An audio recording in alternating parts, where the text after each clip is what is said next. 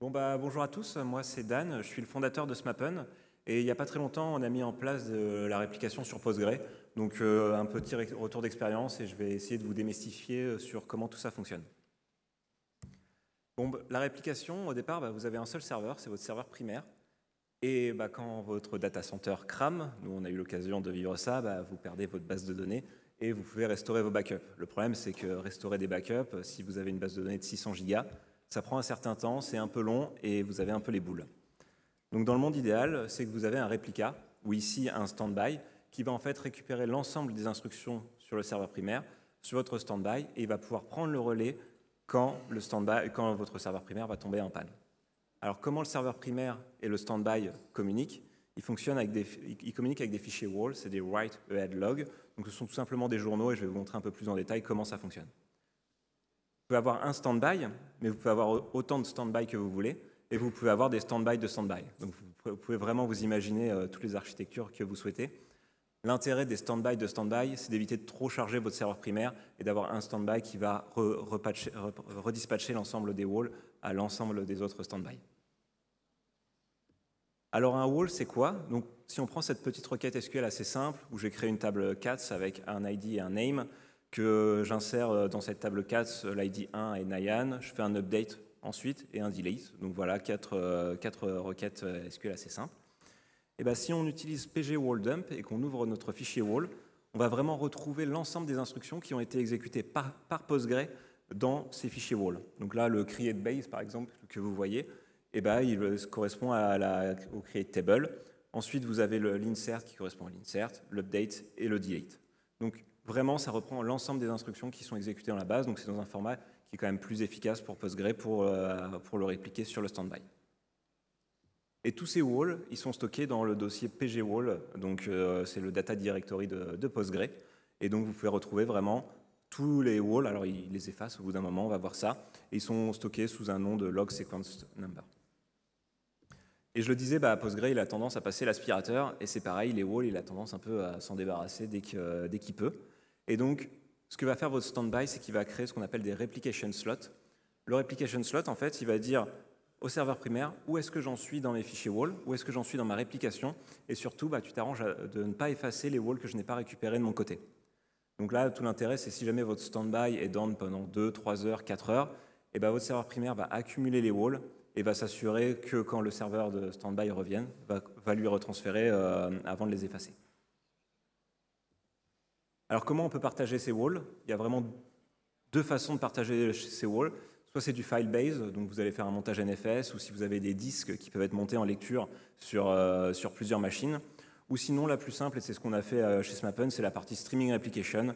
C'est du TCP, c'est géré automatiquement par pg-dump, et je vous montrerai comment ça fonctionne derrière.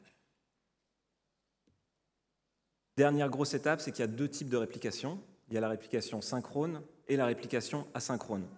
La réplication synchrone, ça va vraiment être utile si vous avez des données très sensibles. Il va y avoir un système de on-check pour savoir si votre standby a bien reçu les fichiers WAL avant qu'ils soient exécutés sur le serveur primaire.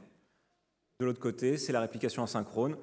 Un peu, vous envoyez comme des lettres à la poste et vous espérez que votre standby les reçoive. Il y a le slot pour s'assurer de ne pas les supprimer en amont, de supprimer vos fichiers WAL. La réplication synchrone est un peu plus gourmande en ressources, donc en fonction de la criticité de vos applications, il n'y a peut-être pas un intérêt de faire une réplication synchrone, mais avec la réplication asynchrone, vous pouvez perdre quelques minutes ou quelques secondes de data. Alors ça veut dire quoi être un standby dans Postgre? Comment il sait s'il a un standby? En fait, c'est assez simple. Il a un fichier qui s'appelle le standby.signal. S'il voit qu'il a un standby.signal, il va automatiquement chercher dans la conf Postgre 3 informations. Comment je me connecte au serveur primaire? Est-ce que j'ai un slot? Et enfin, est-ce que je suis un hot standby ou non? Le hot standby, en fait, ça veut dire que s'il est on, et c'est l'option par défaut, vous allez pouvoir faire des requêtes de lecture. Nous, chez SMAPN, on fait pas mal de géodata, et donc on fait beaucoup plus de lecture que d'écriture. C'est là où c'est intéressant, justement, d'avoir cette capacité de scaler en lecture. Mais là, on ne scalera pas en écriture, c'est vraiment que le primaire qui acceptera les requêtes d'écriture. On a vu un peu la théorie. Comment on fait pour mettre un standby rapidement en place sur Postgre? Vous allez voir, c'est assez simple. Côté serveur primaire, je vais créer un utilisateur qui a les droits de réplication, tout simplement. J'ouvre ma base de données sur le monde. Donc voilà, je lui dis de listen address et étoile pour utiliser un firewall quand même pour limiter qui va se connecter sur votre base.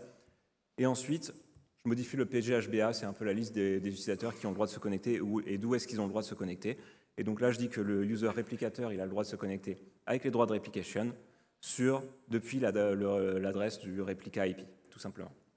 Donc là, c'est bon, mon serveur primaire, il va pouvoir accepter que mon standby se connecte sur mon serveur primaire. Et côté standby, si vous avez déjà installé Postgre, vous l'arrêtez.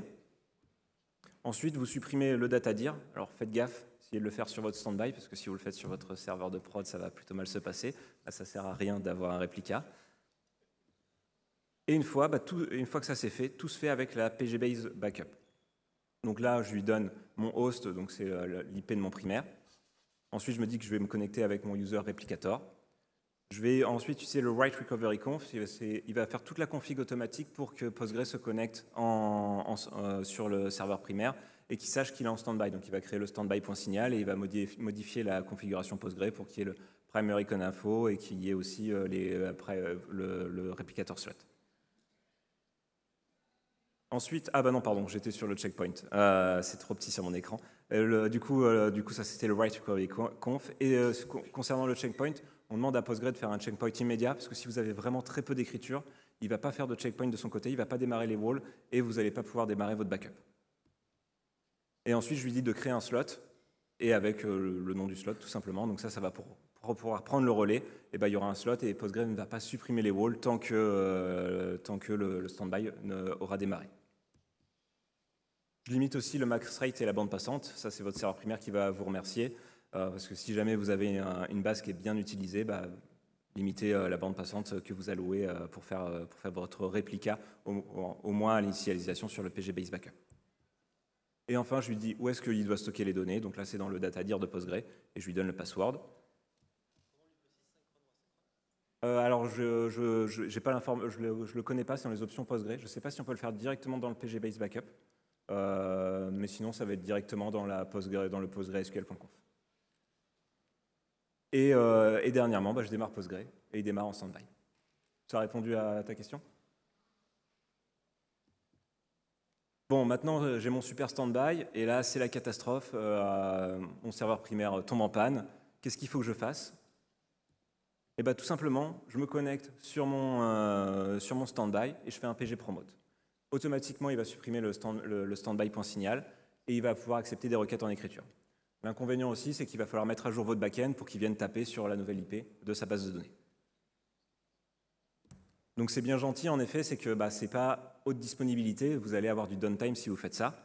Donc si vous voulez vraiment mettre en place de la haute disponibilité, il y a des projets qui existent, notamment PGPool2, je crois qu'il est backé par Postgre, où là, il va y avoir un système d'écoute avec des standby et le serveur primaire qui s'écoutent entre eux et qui vont regarder si jamais le primaire tombe en panne, un standby automatiquement va prendre le relais derrière. Et vous avez aussi Patroni et RepMGR, je connais un peu moins honnêtement cette partie-là. Nous, chez SMAPL, on n'est pas du tout parti sur cette solution-là. On a dit que c'était acceptable d'avoir peut-être 20-30 minutes de downtime, vu que Postgre, de toute façon, ça ne tombe jamais, à part s'il y a des disques qui tombent. Donc, de ce côté-là, on n'est pas allé jusque-là. Mais en tout cas, il y a des solutions qui existent pour mettre ça en place. Et on est aussi là, dans ce cas-là, je le précise, donc c'est que de la réplication en lecture. Si vous voulez faire de l'écriture et donc du multiprimaire, cette solution-là ne s'applique pas. Il y a la logic-based replication, c'est un peu plus compliqué à mettre en place. Personnellement, je ne l'ai pas fait, mais c'est aussi des choses qui sont possibles à faire sur Postgre. Et voilà, c'était tout. J'espère que je vous ai démystifié la réplication sur Postgre. Si vous avez des questions, n'hésitez pas. Et sinon, n'hésitez pas à me faire des feedbacks sur OpenFeedback.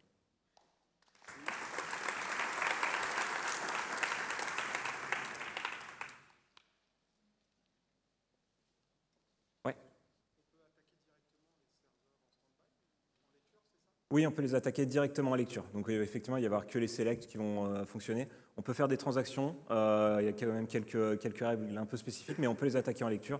Donc on va vraiment scaler sur la partie lecture. On peut vraiment scaler avec plusieurs standby. C'est l'intérêt d'avoir peut-être 3, 4, 5 standby pour pouvoir vraiment scaler en lecture.